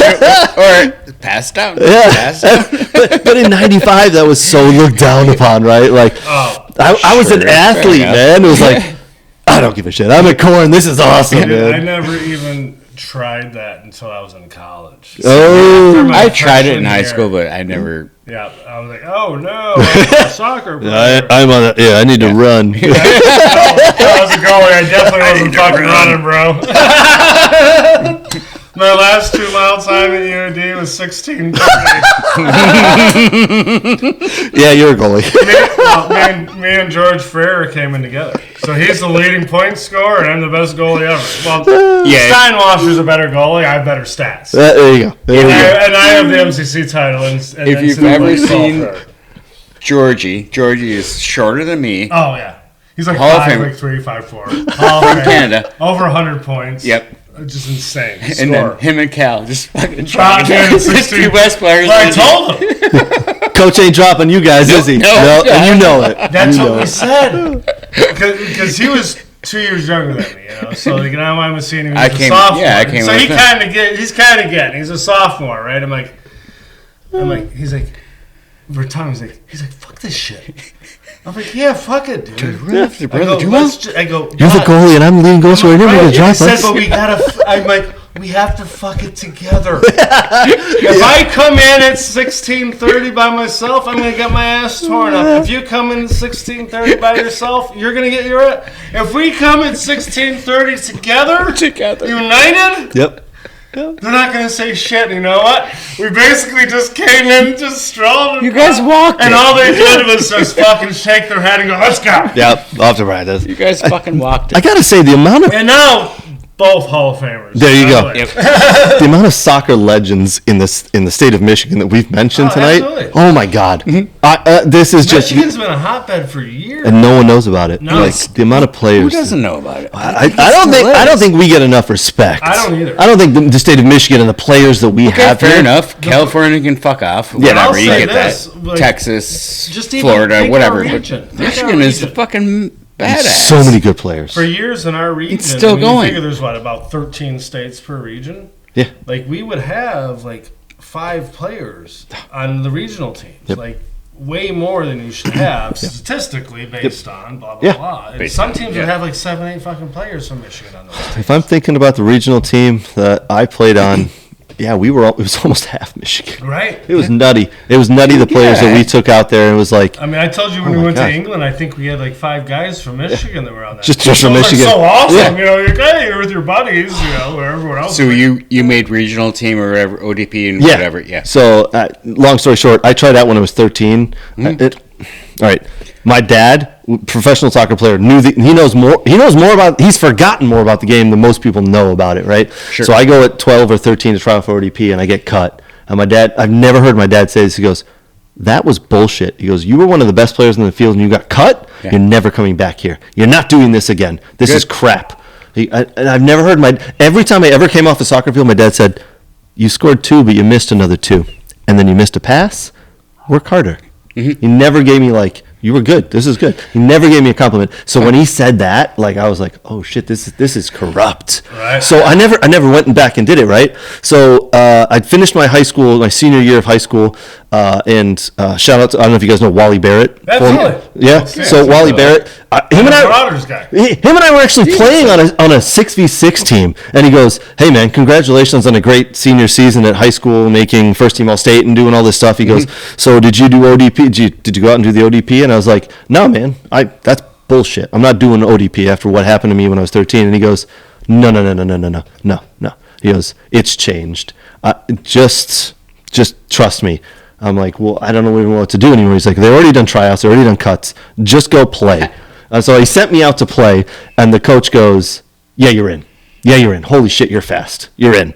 And I just made the team. So then I traveled to St. Louis, did the whole ODP like regional thing, made the next team that goes off to California and plays that. And I'm really thankful to Wally Barrett for just going, Yeah. "Trust me, you Wally. just need, I'll make a phone call for you. I'll give you got one practice. Do that one practice, see what happens." If that's what you want to do, and Right. you want it. I listen, you tell me to go play soccer, I'll play soccer. I don't give a shit. I don't care who's on the field, what's going on. And the coach comes up and goes, I don't know why you didn't come out to tryouts, but you're going to go to Bowling Green and do the whatever. Fucking Bowling Green. Bowling Green, Rams, Iowa. You're going to do this with us. You're going to do this 4 games with us, and then whatever happens, happens. And after that, I got picked for the next squad, which went down to St. Louis for a week, and then I got picked to go out to California. So, right on. Yeah, thank you to Wally Barrett for convincing me. But I like that. It's funny to say because we were ODP and I was ahead of you, so I think it was pretty similar probably when you were still there though, and. You 13 and a half, because we were half years then, which is now the normal years, I think. Yep. Or it might be, I don't know. They're going to change it back. Who knows? U.S. Soccer will change it in a week. Yeah, U.S. Soccer. So I got cut when I was 13. And then 14 and a half, I'm like, they're naming the team, and I'm like, I'm not named. I'm like... You're like, how the fuck am I not named? At that point, yes, even me, I didn't even need my parents to tell me. I'm like, I wanted to coach. I'm like, what happened? He's like, what are you talking about? You made the team. I'm like, you didn't call my name. He goes, what's your name? Cal, Jessica. Like, oh shit, we gotta go tell someone that got cut. We gotta tell someone we told you. Oh god. Yeah. And then so I made it every year, and then I made every pool game and everything else. But then it wasn't until like the last 2 years I finally made the regional team, which is when you want to make it anyway. Yeah. When like all the schools are looking at you and you're doing the cool trips and all that shit. So. Sorry, Who I else think you got on the 5? I took us away from music. Sorry. No, all right. No worries. You man. didn't. But we Hey, get it. there's no time limit on this fucking show either. We might go 30 minutes. We might go 3 hours and 30 minutes. Who knows? But we did have, so we have Angels and Airwaves, yep. I got my fucking hand. Oh, that's number 1.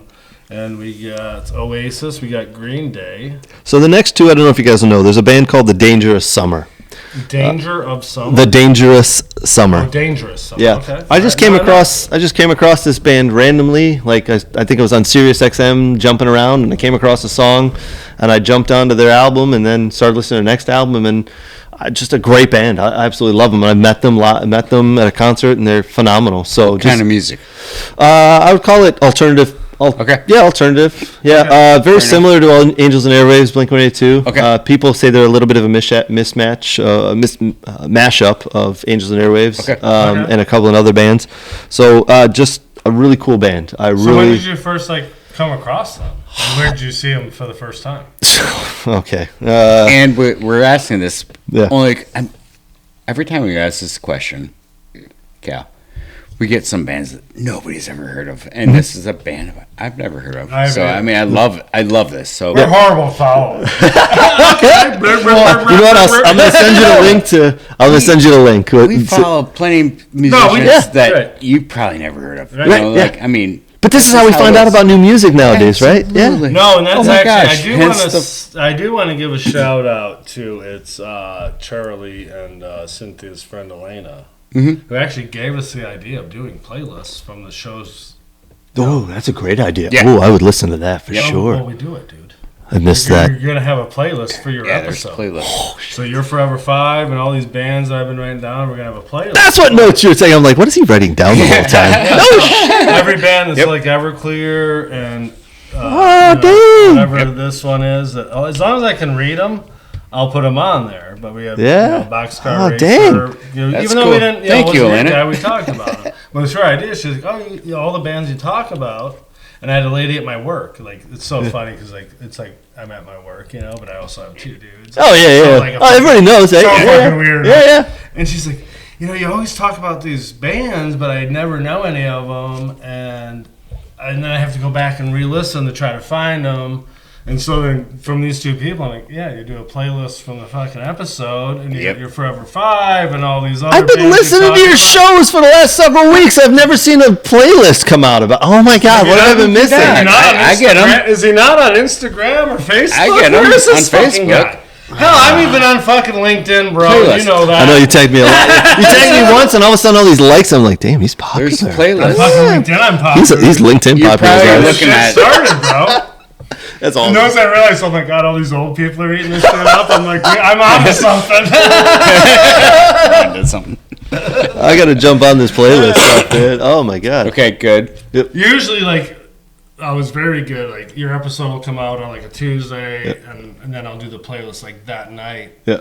But sometimes it's fucking rough. So I'm like, Busy you know with what? life. Yeah, I'm like, But it's nice. I mean, maybe you have the episode, a few days later, you get the playlist. Yeah. So don't worry, you'll get your playlist. Oh, dang. I'm excited. If we ever get to the end of this Forever 5. Sorry. We keep talking about villain shit or whatever. Ooh, I'm from South Africa. We're totally kidding, Craig. Welcome to We Are Soccer. Apparently, it's the banter all over again. What happens? I picked up on that. That was my whole point of the comment on Facebook yesterday. I love the banter. That's what soccer. That's what friends are. That's what it's about, man. It's about banter, man. Dude, listen, if we're not making fun of each other, you know there's a problem. Yeah. Well, that's We just met tonight, and we're making fun of each other. You guys just sit around and make fun of each other. I said, well, yeah, that's just what we do. Yeah. Why wouldn't you make fun of somebody? That's what it's all about. All right, so wait, we had... So Angels and Airwaves, Oasis, Green Day, The Dangerous Summer, and the last one is a new one I've just come across. I love that you have new I love ones. that you're actually... yes. This is like new... They're finding the new shit. Within like the last 6 weeks new. Like brand new. So I'm tooling around on YouTube, just walking around, just like watching video after video. And occasionally at work, I'll throw on something and just do my work, right? So I listen to my headphones on YouTube or on Apple Music or whatever. Fair. And I don't even know what I was watching. And all of a sudden on the side, you know how they recommend stuff? Mm-hmm. They put a thumbnail up. It says rooftop music, and it's got a DJ from London. And I'm like, all right, well, let's click on it and see what it is. And it's this dude on a rooftop overlooking the sunset of London, in London, and... it's a bunch of his buddies. He's got like 30 or 40 buddies, and he's a DJ. And I'm like, well, I've never heard of this guy. Let's play it on. And I get into music differently. And for the past couple of years, for a couple of months here and there, I'll get into some EDM. And it's an artist called Fred Again. Again. And I was like, all right, well, I'll put this on. I was blown away. 16 million views, so it's not a ton of views, but a lot of views. And it's him just playing music for all of his buddies. Get like 1,000. Yeah, I get the same. We get the same at We Are Soccer. About 1,000 here or there. Have you seen this? Yeah. But I'm watching this video and I was like, it's just him playing his music. I'm like, oh dang, this is awesome. And it's all the music that he just released from his album called 10. I love the album 10, but I normally just put on the YouTube thing and you can hear his friends talking in the background. I'm gonna send it to you guys. I'm just infatuated with this thing. I listen to it almost every other day now. Hey, what's up? You know, there's people talking. You can't make out words, but you can hear them laughing, and you can hear a little bit of the crowd noise. Mm-hmm. And he's at their controls, the DJ, whatever you want to call it, the turntable. Yeah, and he's just turning knobs and turning things, and he's talking, he's smoking, he's looking at his friend, he's doing some more, and he talks to another friend, he has a beer, and he's just there the whole time. And they switch the camera view to here and there. I fucking love it. I absolutely love it. So now I'm on this guy's like I downloaded half his albums. Were you EDM person before, or just kind of got into it because of this guy? About 2 years ago, I went through this phase of just for a couple of months I'd listen to 80s music. I'd listen to backset of 90s music, and then I'd listen to stuff new, but the new stuff didn't resonate with me. And then all of a sudden I was on Sirius XM, and then an EDM Sirius XM thing popped up, and I'm like, for the next 3 months, I'm going to listen to this. And I just listened to it. And if anything resonated, I write it down or take a picture of with my phone and go and look them up. And yeah.